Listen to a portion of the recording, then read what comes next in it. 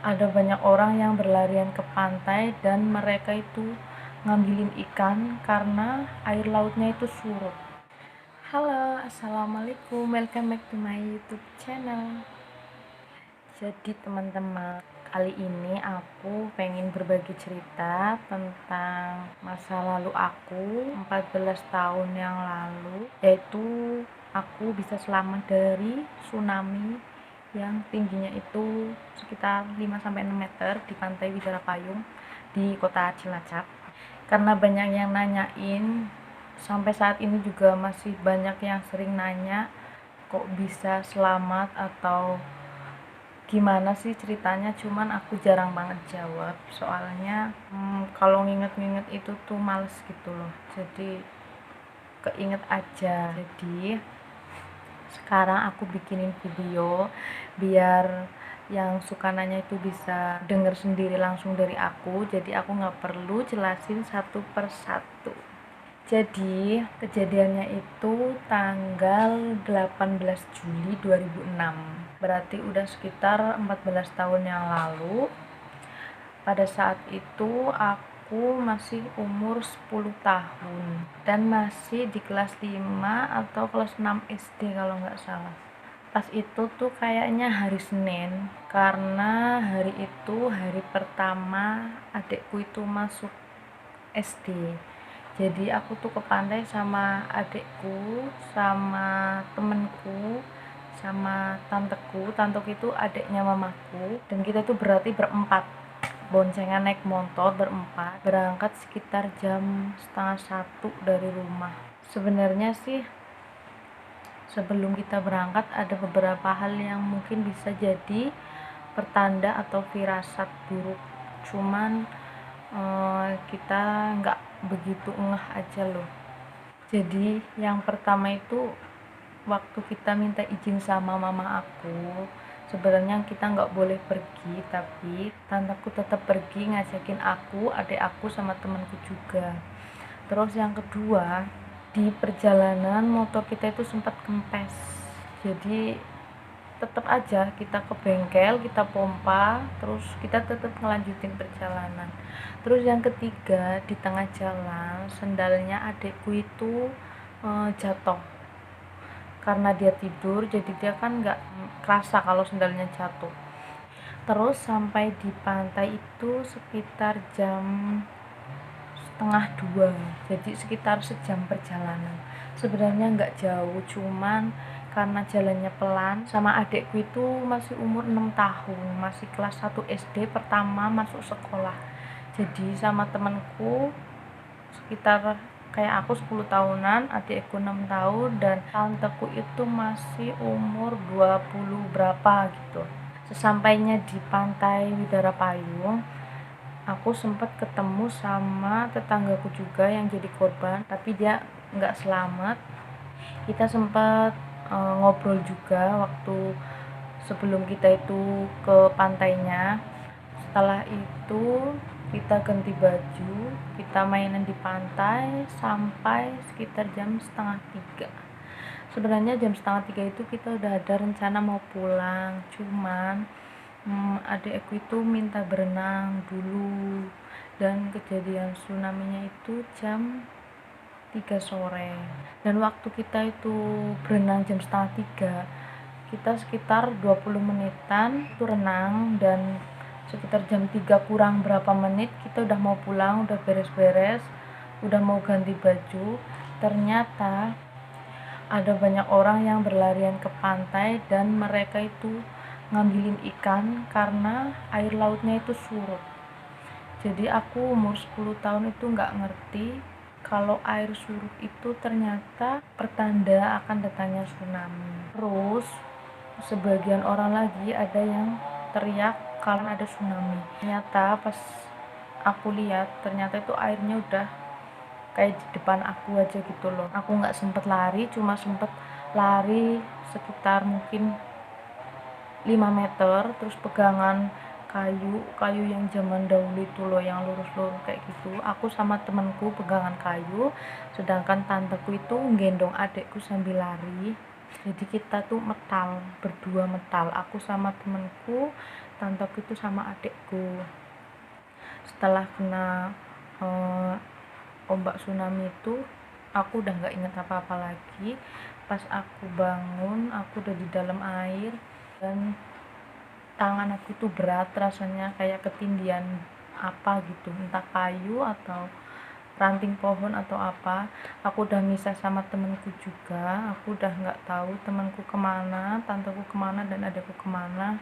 Kayaknya waktu di dalam air tuh kayak udah gelap banget, karena rasanya tuh gelap, nggak bisa lihat airnya aja itu kotor, atau mungkin kotor atau emang udah sore, karena tsunami-nya itu sekitar jam 3. Terus waktu aku sadar aku di dalam air, aku nggak bisa berenang dan aku cuma bisa berdoa dalam hati. Di usia aku yang 10 tahun aku belum begitu paham banget sih, cuman rasanya itu takut karena sendirian, gelap, jadi cuma pasrah dan berdoa kalau emang mau meninggal ya udah, kalau emang masih ditakdirkan hidup semoga aku bisa hidup lagi, aku itu dalam hati kayak gitu. Ternyata ada orang yang narik tanganku itu ke atas, cuman aku nggak tahu itu siapa. Itu tanganku itu kerasa banget kayak ada yang narik loh, padahal nggak ada siapa-siapa. Dan pas aku ditarik ke atas, aku masih ngeliat di sekeliling aku itu masih banyak air dan nggak ada orang sama sekali, cuma banyak kayu-kayu sama pohon-pohon yang roboh ke terjang ombaknya. Pas aku ditarik ke atas itu posisinya itu masih di atas air, terus nggak tahu gimana caranya tiba-tiba aku tuh udah di daratan, udah jauh dari air tsunami-nya itu. Dan aku nggak ngerti itu caranya gimana, apa aku digendong apa gimana. Aku sadar aku melek, cuman kayak ada yang nuntun buat jalan. Kalau orang aku mungkin paham, cuma aku nggak tahu, kayak pokoknya dijelasin tuh susah. Intinya itu ada yang narik aku ke atas, terus di posisi aku masih banyak air aku tiba di daratan. Mungkin itu mujizat dan pertolongan dari Allah. Setelah itu sampai di daratan, udah jauh dari pantainya, udah banyak orang juga. Ada hal lain lagi yang lebih aneh menurutku. Di situ banyak sekali orang, banyak sekali polisi, tapi pas aku jalan itu sama sekali nggak ada yang lihat aku. Padahal aku basah kuyup, rambutnya basah juga, terus muka aku tuh banyak kena ranting pohon jadi agak rusak. Tangan aku juga ada darahnya sedikit, mungkin kena apa gitu, tapi sama sekali nggak ada yang bisa ngeliat aku. Aku jalan di sebelah mereka pun mereka itu nggak tahu. Terus aku jalan lagi sambil nangis karena takut. Setelah aku jalan itu posisinya itu maghrib karena udah gelap. Terus aku jalan, pas aku udah begitu rada-rada jauh, mungkin ada beberapa kilometer aku jalan, baru ada orang yang bisa ngeliat aku dan cuman ngasih sarung sama air minum. Atau mungkin orang itu nggak tahu aku habis kena tsunami atau gimana. Yang jelas aku cuman dikasih sarung dan dikasih minum. Setelah itu aku jalan lagi sambil nangis. Terus setelah aku tuh udah jauh banget, baru aku ketemu sama bapak yang nolongin aku, yang sekarang udah menjadi bapak angkat aku. Aku digendong pakai sepeda ontelnya, dibawa ke rumah. Terus aku dirawat sekitar beberapa hari, sehari kayaknya. Dan pas aku udah dirawat sehari, baru keluarga angkatku itu nanya-nanya aku dari mana, namanya siapa. Itu baru aku jawab semua, asalku dari mana, nama aku siapa, siapa nama orang tuaku. Setelah itu bapak yang nolongin aku itu nyari alamat rumahku dan nyari keluargaku.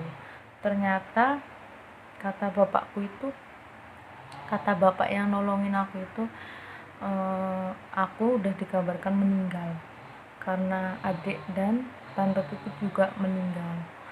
Jadi bukan hanya itu, ternyata aku udah dibikinin 3 liang kubur, yaitu buat adik kandungku, buat tanteku, dan buat aku. Padahal aku masih hidup, cuman nggak tahu berita dari mana, atau mungkin karena aku nggak ketemu, jadi aku dikabarkan meninggal. Tapi alhamdulillah aku masih dikasih kesempatan buat hidup, dan temanku juga bisa bertahan hidup sama kayak aku, cuma dia bisa dijemput pulang. Katanya dia selamat karena dia pegangan pohon kelapa.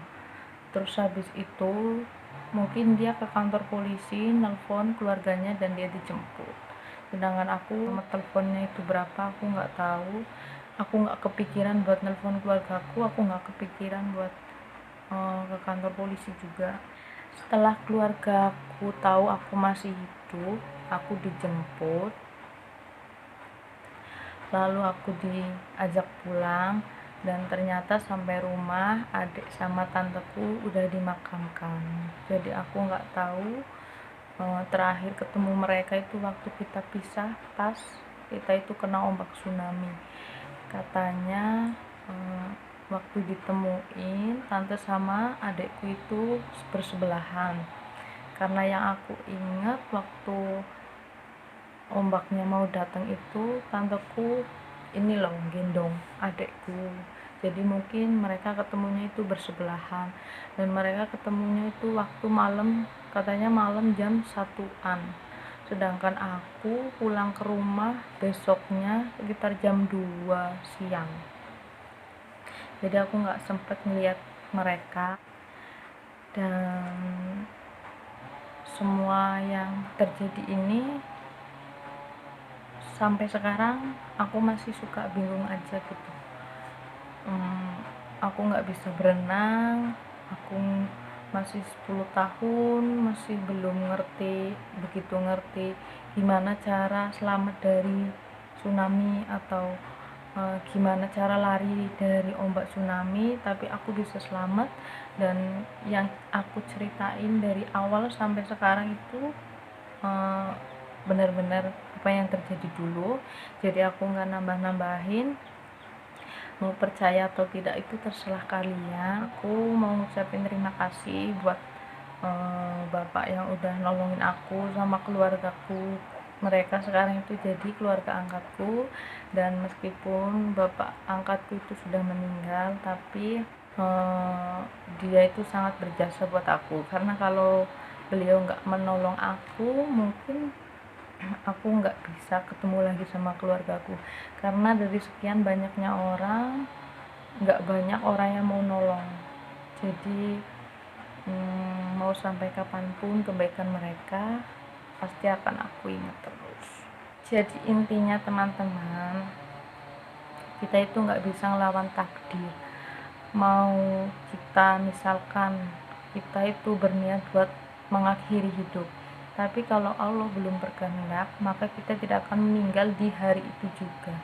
Begitu juga dengan aku, mau dikasih musibah seperti apa, ternyata Allah itu masih memberikan aku umur yang panjang, dan sampai sekarang aku masih bisa menikmati apa yang Allah berikan dan semua kenikmatan.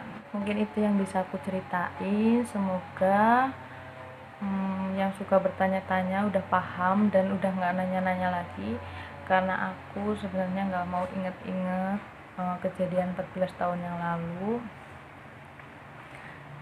Bukannya nggak mau ingat, karena kalau inget itu rasanya jadi sedih aja gitu, karena kehilangan orang-orang yang aku sayang.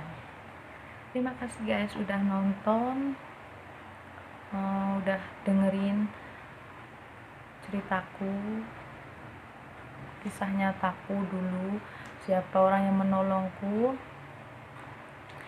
Dan semoga kalian bisa percaya kalau mukjizat itu ada, benar-benar ada, dan aku salah satunya yang udah dikasih mukjizat sama Allah.